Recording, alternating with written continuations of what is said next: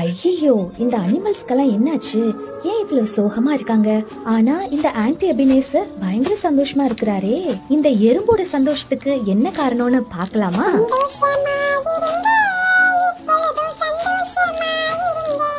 இந்த எறும்பு எபினேசர் மட்டும் இவ்வளவு சந்தோஷமா இருக்குது. நம்ம காட்டுல தான் எவ்வளவு கஷ்டம், எவ்வளவு பஞ்சம், எந்த மிருகம் எப்ப வந்து நம்மள சாப்பிட போகுதுங்கிற பயம், இதுக்கு கொஞ்சம் கூட ஒரு பயமே இல்லையே அப்படின்னு யோசிச்சுக்கிட்டே இருந்தாங்க இந்த அனிமல்ஸ் எல்லாரும். அந்த டைம்ல தான் எறும்புக்கு வானத்துல இருந்து தேவதூதர் தரிசனமானாங்க.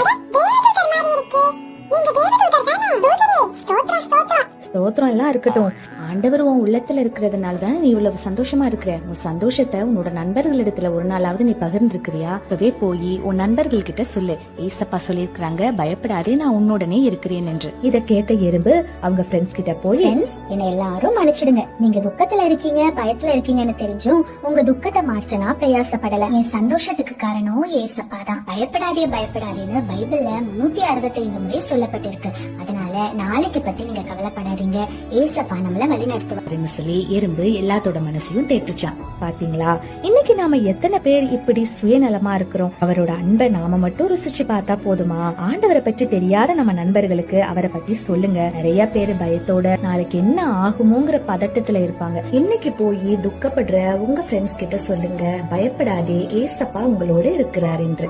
பயப்படாதே, நான் உன்னோடு இருக்கிறேன். திகையாதே, நான் உன் தேவன்.